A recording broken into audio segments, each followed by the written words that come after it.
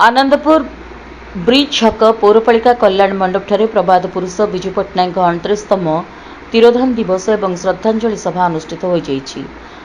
प्रथमे आनंदपुर विधायक अभिमन्यु सेठी आनंदपुर कोर्ट निकटस्थ विजु पट्टनायक प्रतिमूर्ति उपरे पुष्पमाल्य अर्पण करबा सह बहु बीजेडी कर्मी सह आनंदपुर मीनामंडली स्कूल सम्मुखरे पौरपालिका द्वारा जलछत्र को आनुष्ठानिक भाव उद्घाटन करथिले।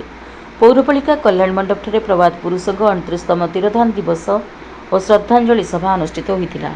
विधायकों द्वारा विजुबाबू फटोचित्र माँ तारिणी फटोचित्र उपरे पुष्पमाल्य अर्पण करथिले। बीजेडी युव सभापति राकेश राम को संयोजन में श्रद्धांजलि सभा अनुष्ठित होइतिला।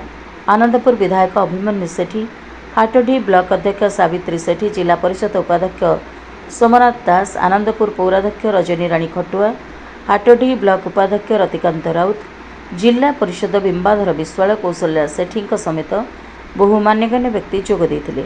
सेमाने तांका वक्तव्य प्रभात पुरुष महान जननायक विशिष्ट स्वाधीनता संग्रामी देशर बरपुत्र स्वाधीनतार ओडिशार विकास अन्य स्थपति विजुबाबू उपरे मत व्यक्त करथिले। शेषे बंच सरपंच धन्यवाद अर्पण करथिले।